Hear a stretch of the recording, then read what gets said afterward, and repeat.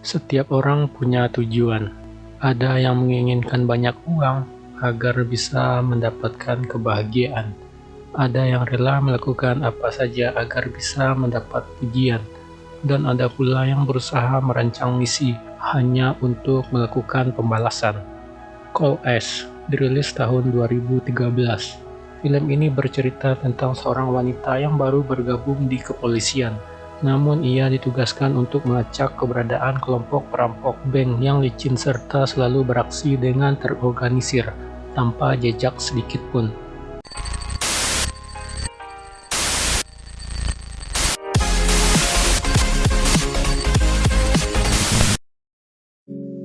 Di awal film memperlihatkan seorang wanita yang bernama Yunju yang berada di dalam MRT sedang mengawasi seorang bapak-bapak. Kemudian di sisi lain seorang pria berjalan dengan membawa buku dan melewati si bapak serta Yunju. Setelah turun dari kereta, Yunju masih mengikuti si bapak tadi sampai di sebuah tempat makan. Sementara si pria tadi berada di sebuah parkiran mobil, menunggu matahari terik, membobol sebuah mobil, dan seperti mengutak-atik sesuatu. Setelah itu dia menuju sebuah atap gedung, dengan terlihat seperti merencanakan sesuatu. Ternyata dia akan melakukan perampokan di sebuah bank. Jadi sebelumnya dia memasang bom di sebuah mobil untuk diledakkan dan mengalihkan perhatian polisi. Bom pun meledak dan perampokan pun dimulai.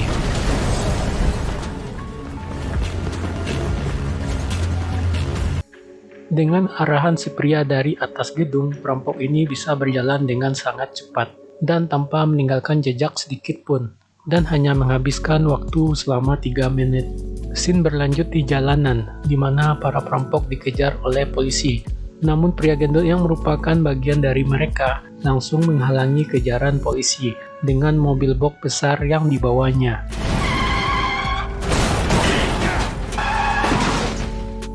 Setelah itu dia kabur dengan menutupi wajahnya. Scene kembali ke Yunju. Di sini dia telah ketahuan oleh si bapak-bapak yang ternyata adalah ketua dari tim pengawasan khusus kepolisian yang bernama Huang. Jadi kurang lebih ini seperti tes karena Yunju juga akan masuk ke dalam tim tersebut. Selain bisa mengintai, ia juga bisa mengingat semua kejadian mulai dari di MRT sampai ke tempat ini. Dan jelas itu sangat dibutuhkan untuk pekerjaannya nantinya. Setelah itu, Huang menyelidiki sebuah perampokan bank sebelumnya yang diketuai oleh seorang yang disebut James. Namun usahanya ini sia-sia. Di CCTV parkiran mobil tidak terlihat apapun, alias silau karena James melakukan aksinya di saat matahari sedang naik. Sedangkan CCTV lain juga nihil. James sendiri sudah ahli dalam melakukan banyak kejahatan, baik itu perampokan, pencurian, bahkan pembunuhan. Dan dia mendapatkan tugas-tugas ini dari seseorang yang identitasnya sangat dirahasiakan. Jadi kita sebut saja Kim. Setelah meneliti siaran CCTV, di TKP didapatkan si gendut yang tadi mengemudikan mobil box. Namun di sini mukanya tertutup sehingga tim Huang harus melakukan beberapa pencocokan. Dan akhirnya mereka mendapatkan identitas wajah dari si gendut yang mereka sebut Kuda Nil. Scene beralih ke Yunju yang baru sampai di kantornya yang baru. Di sini Huang memperkenalkannya dengan beberapa anggota timnya dan mereka menggunakan nama sandi hewan. Ada monyet, bunga, ular, racun, elang, ayam, dan juga tupai. Mereka pun briefing singkat dan mempersiapkan perlengkapan untuk menangkap si Kuda Nil. Tentu aksi ini dilakukan dengan sangat terorganisir, di mana Huang menempatkan anggota timnya sesuai dengan kemampuannya dan tugasnya masing-masing. 네, 갑니다. 야, 저 신호 위반 좀 그만해라. Tetapi sampai hari mulai gelap, usaha mereka belum membuahkan hasil. Sementara di sisi lain tampak James sedang menuju sebuah toko bernama National Food, dan sepertinya ini adalah tempat persembunyiannya, yaitu di mana dia menyusun semua rencana dan skenario kejahatannya. Sampai akhirnya tim Huang mendapatkan seseorang yang dicurigai sebagai Kuda Nil dengan dilihat dari postur tubuhnya. Tupai pun bergegas untuk mengkonfirmasi target. Namun ternyata salah orang, sedangkan di tempat lain James dan anak buahnya sedang melakukan aksi pencurian dokumen penting yang merupakan tugas dari Kim. Lagi-lagi hanya dalam hitungan menit pencurian ini bisa diselesaikan, tetapi James menyadari ada orang yang mengawasinya dari gedung seberang. Tanpa berpikir panjang, James langsung menghampirinya dan membunuh orang itu.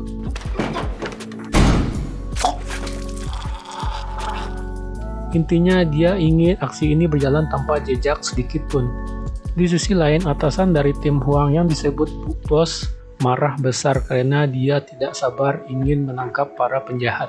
Setelah menyelesaikan tugas sebelumnya, James mendapatkan tugas baru dari Kim, tetapi dia menolaknya karena ingin pensiun dari pekerjaannya ini. Tak disangka penolakan itu malah berujung masalah, di mana tiba-tiba dia diserang dan akan dibunuh di dalam mobilnya. Untungnya ia berhasil menyelamatkan diri dengan menabrakkan mobilnya ke tembok, lalu menghajar orang yang akan membunuhnya. Setelah itu, dengan terpaksa dia menerima tugas dari Kim untuk mencari aman. Berdasarkan pencarian di hari sebelumnya, Yunju menganalisa peta dan dia menemukan sebuah titik di mana kemungkinan besar Daniel berada. Pada awalnya Huang sempat tidak percaya, sampai akhirnya dia menerima hasil analisa dari pusat yang ternyata sama persis dengan yang dibuat oleh Yunju. Di malam harinya kali ini Yunju mendapatkan kepercayaan untuk turun langsung ke lapangan.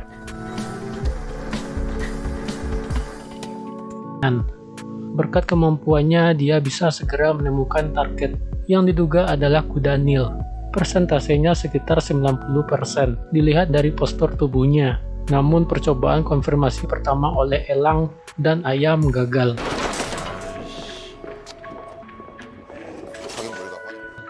Sampai akhirnya pria itu masuk ke sebuah minimarket dengan Tupai sebagai kasirnya. Dan Tupai berhasil memastikan bahwa pria itu 100% adalah Daniel. Dilanjutkan dengan Yunju yang mengikutinya sampai ke rusun untuk memastikan nomor kamar milik Daniel. Setelah itu Tupai datang untuk memasang beberapa kamera pengintai di sekitar situ.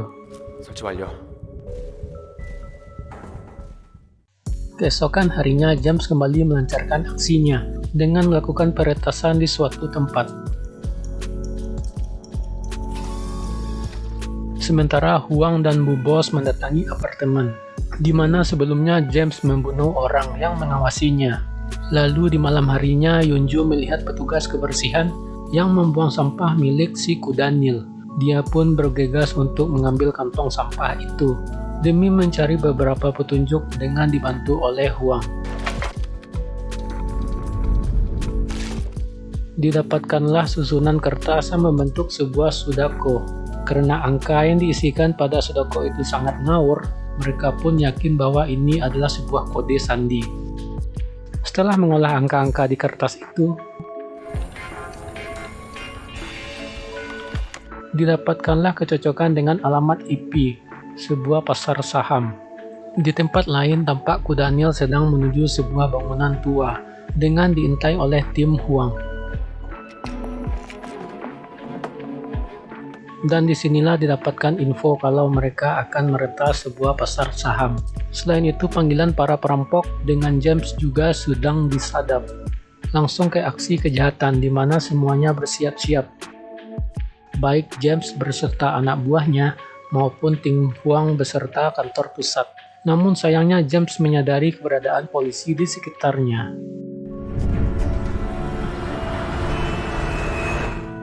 Sehingga operasi kejahatan kali ini dibatalkan. Bu Bos yang mengetahui bahwa para penjahat ini akan membatalkan aksinya, langsung mengarahkan para polisi untuk menghalangi laju mereka, serta menangkapnya. Dengan arahan dari kantor pusat, Huang mendatangi gedung tempat James berada. Tapi sayangnya James berhasil kabur dari gedung itu. Namun Huang masih belum menyerah, dan dia berusaha mencarinya lagi dengan bantuan Yunju. Di tempat lain, mobil anak buah James berhasil dihentikan, lalu digerebek.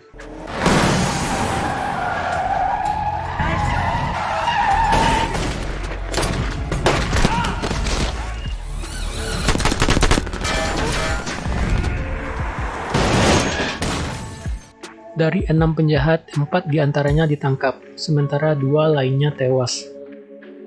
Karena sebelumnya panggilan James pernah disadap, kantor pusat pun mencoba untuk melakukan panggilan kepada James.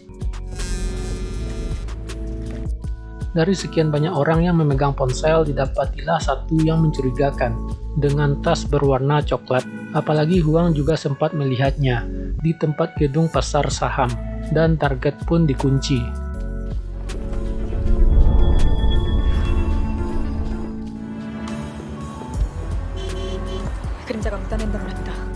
Si tupai yang menyamar sebagai petugas lalu lintas langsung mencegat James dengan alasan menyeberang sembarangan. Tetapi saat tupai meminta kartu identitasnya, dia malah ditikam.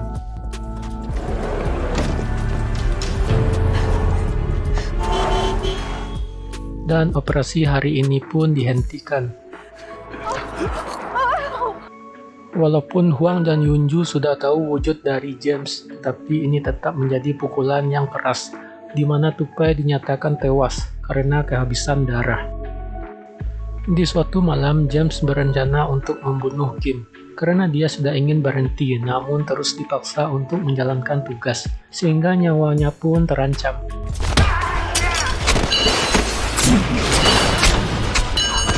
Sampai akhirnya Kim dan anak buahnya bisa dihabisi.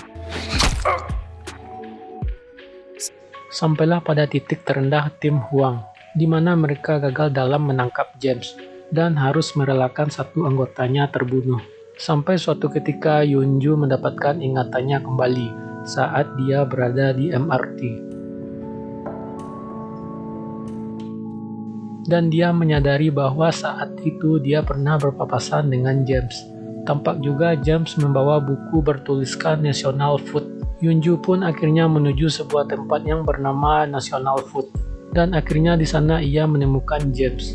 Karena seperti yang kita ketahui sebelumnya, bahwa itu memang tempat persembunyiannya.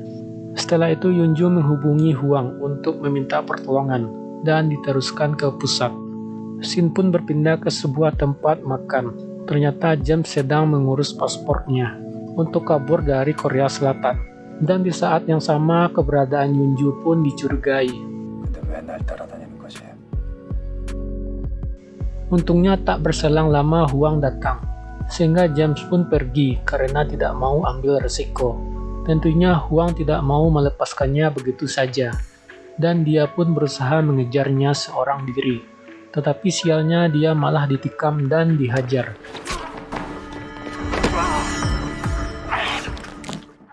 Disusul dengan kedatangan Yunju yang ingin menolongnya, tetapi Huang malah menyuruhnya untuk tetap mengejar James.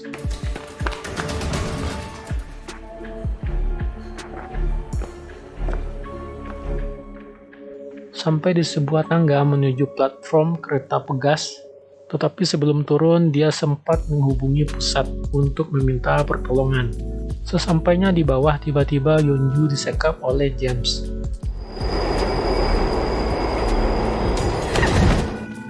Dan akhirnya beberapa polisi mulai berdatangan. Sementara di sisi lain tampak Huang berhasil diselamatkan, dan dia tetap ngotot untuk menyelesaikan tugas ini.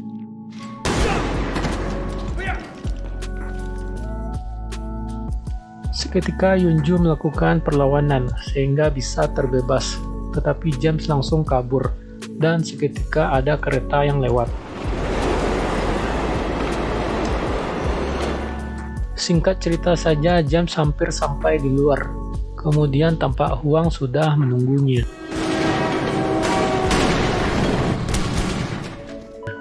Dan tembakan pun dilepaskan sebagai penutup dari kasus kejahatan James ini. 작전 종료. 전원 복귀할 것.